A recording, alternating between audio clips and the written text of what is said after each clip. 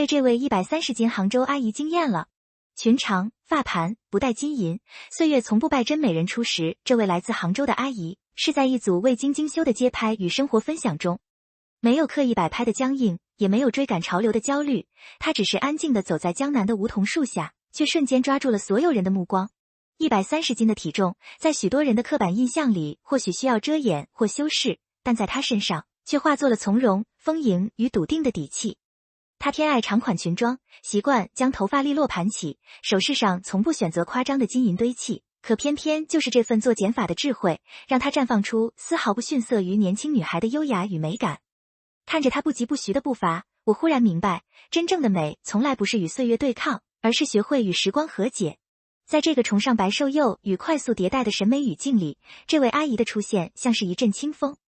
它让我深刻意识到，女性的魅力从不被体重秤上的数字定义，而是由内而外的自洽、对自我的接纳以及对生活细节的讲究，共同塑造裙装之长，以垂坠线条藏拙显韵，穿出大气从容。这位阿姨的衣橱里几乎找不到短打或紧身的设计，取而代之的是及踝的长裙、剪裁利落的风衣、质感上乘的西装外套与小香风夹克。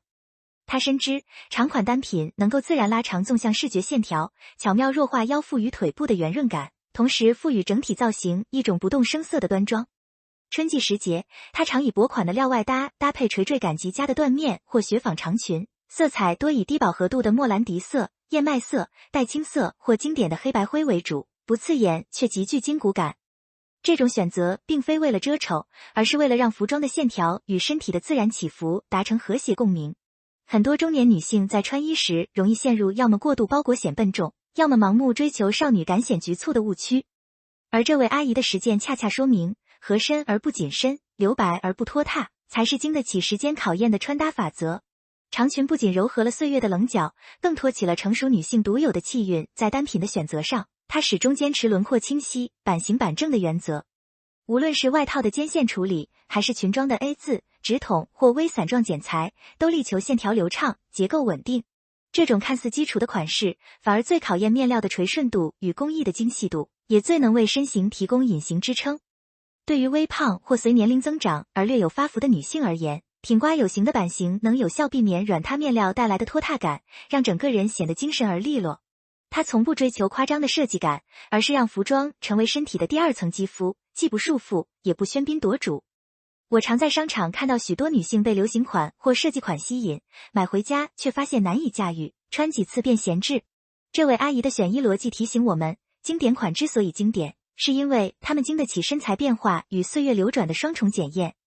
一件剪裁得体的长风衣或直筒半裙，远比10件快时尚单品更能提升整体质感与穿着寿命。此外，它非常注重比例的营造。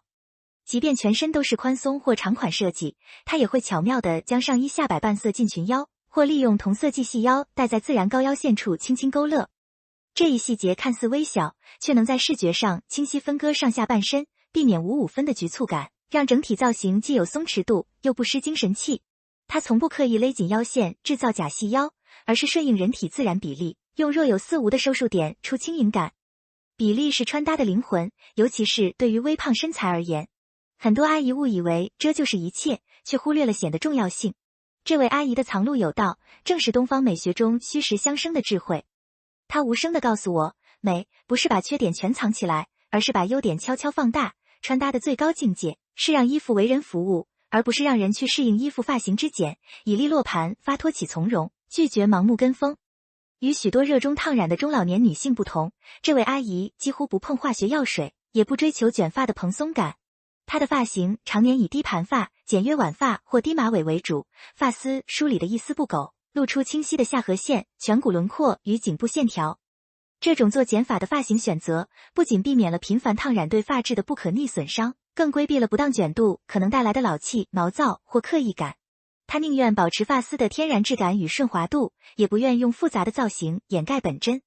曾几何时，我也以为烫卷是中年女性减龄的捷径，但现实中不少阿姨烫发后反而显得疲惫、杂乱，甚至与气质割裂。这位阿姨的素净盘发让我顿悟，真正的气质不需要繁复的修饰，干净利落的轮廓本身就是一种高级。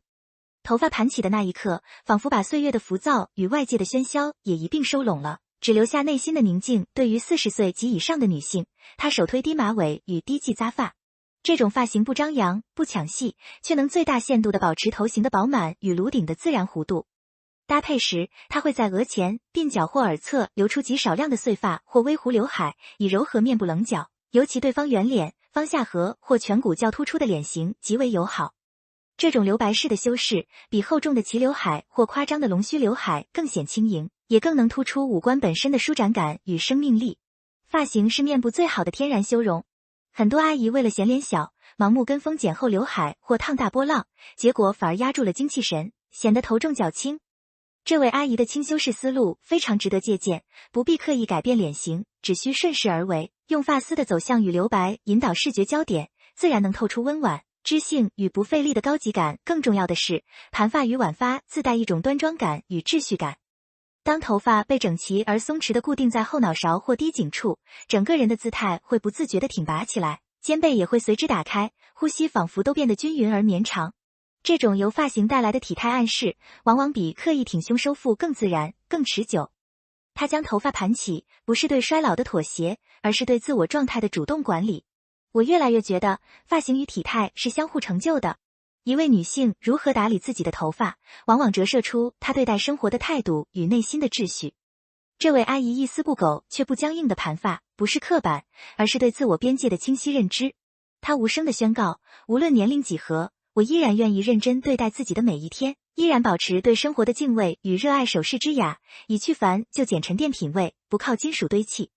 在首饰的选择上，这位阿姨彻底摒弃了穿金戴银的传统审美。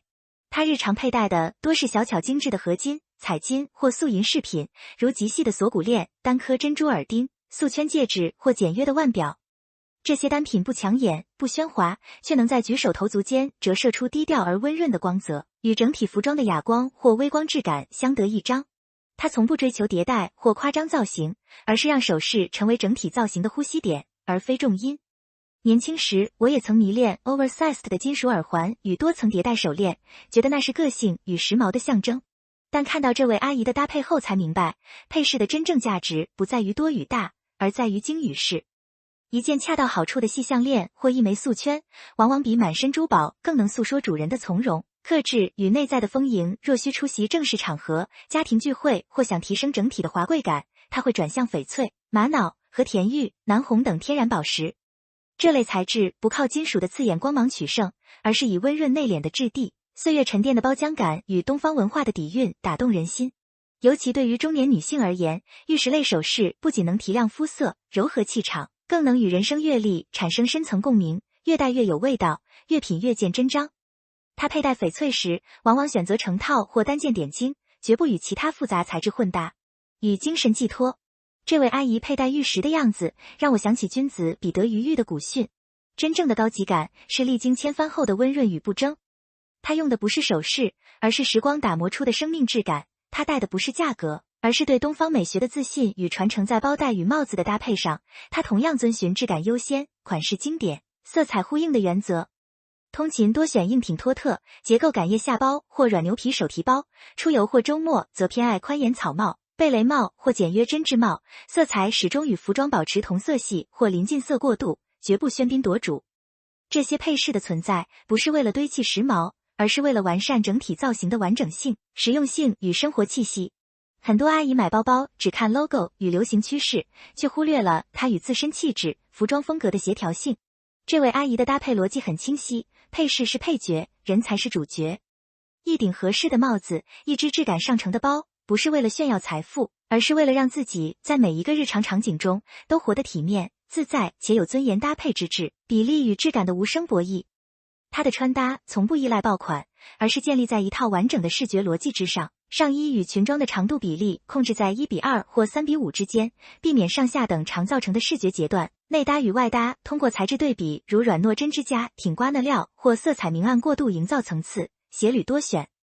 低跟乐福鞋、方头平底鞋或简约短靴，保证舒适的同时拉长小腿线条。它从不为了显高而硬穿细高跟，而是用整体的流畅度与重心的稳定感来传递优雅。真正的穿搭高手从不被单品的网红属性绑架，而是懂得用系统思维构建造型。这位阿姨的每一处细节都经过深思熟虑，却毫无雕琢痕迹。她让我明白，美不是拼凑出来的，而是生长出来的。当你掌握了比例、材质与色彩的底层逻辑，任何基础款都能穿出专属的高级感。更重要的是，她的打扮始终围绕舒适度与实用性展开。长裙方便活动，盘发不遮挡视线，素饰不勾挂衣物，低跟鞋支撑全天行走。这种将美与用高度统一的理念，正是成熟女性穿搭的终极智慧。她不为镜头而穿，只为生活而美，不讨好他人的目光，只忠于自己的体感。在这个颜值即正义的时代，我们往往忽略了穿衣的初衷，首先是为人服务，其次才是视觉表达。这位阿姨的穿搭哲学像一面镜子，照出了我们内心的浮躁与本末倒置。她提醒我，真正的时髦是让你在人群中自在呼吸，而不是在镜前反复纠结。当你不再为迎合外界而穿衣，你的美才会真正开始发光，且历久弥新。心态之境，不迎不惧，与岁月和解。这位130斤杭州阿姨的经验，并非来自某一件单品的魔力，而是源于一种完整的生活美学与清醒的自我认知。她不抗拒体重带来的丰腴，不焦虑年龄增长的痕迹，不盲从社交媒体的潮流，而是将适合自己、让自己舒服作为唯一标准。长裙遮的是形，盘发理的是序，素饰养的是心。